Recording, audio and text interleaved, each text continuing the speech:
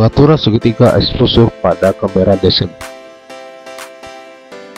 Kita buka dulu input screen pada kameranya, kemudian baru kita lakukan penyetelan pada kamera DSLR. Di sini kita menggunakan kamera DSLR Canon.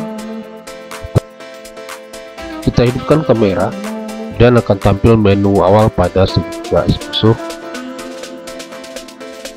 Ada ISO, ada diafragma, dan kemudian ada shutter speed.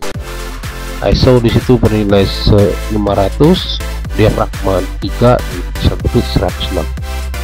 Kita olah dulu yang ISO.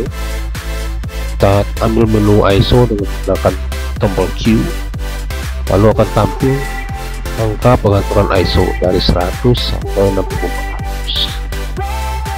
Perbedaan tinggi rendahnya ISO berpengaruh kepada gelap dan terangnya sebuah foto. Semakin tinggi nilai ISO, gambar yang dihasilkan akan semakin terang. Tetapi noise yang muncul dari pengaturan ISO itu akan semakin banyak, sehingga untuk pengaturan ISO itu harus disesuaikan dengan kebutuhan. Di sini paling maksimal itu adalah 800, tapi tetap juga harus disesuaikan dengan kondisi pencahayaan pada saat kita mengatur ISO. Gelap dan terangnya cahaya dari luar, baik itu cahaya alami atau cahaya buatan, itu akan mempengaruhi nilai ISO yang harus kita setting. Kemudian kita masuk ke diafragma. Di sini pengaturan diafragma kelihatan di situ, diafragma 3. Di sini paling besar itu angkanya adalah 3,5, 3,5. Nah, semakin kecil angka yang tampil di layar, berarti bukaan lensa itu akan semakin besar dan semakin banyak cahaya yang masuk.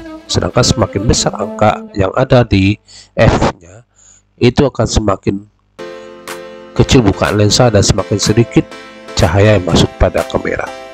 Kita mengenal ada foto bokeh dan juga foto landscape. Untuk foto bokeh itu menggunakan diafragma yang bukaan lensanya terbesar, itu berarti angkanya yang paling kecil 3,5. Oke, jadi dengan bukaan lensa yang paling besar atau f3.5 itu akan menghasilkan foto yang bokeh atau yang objeknya detail kemudian backgroundnya blur. Sedangkan untuk foto landscape yang memang membutuhkan foto yang detail, baik itu foreground dan background ya, itu kita menggunakan diafragma yang paling kecil bukaan lensanya, berarti nilainya adalah yang paling besar.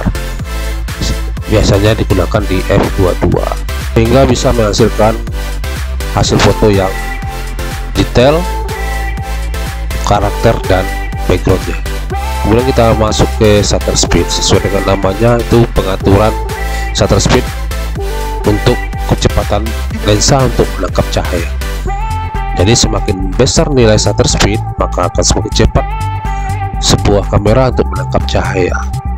Ya, fungsi shutter speed adalah untuk mengambil sebuah foto pada objek-objek yang berkecepatan tinggi. Jadi kecepatannya bisa kita atur sesuai dengan nilai shutter speed.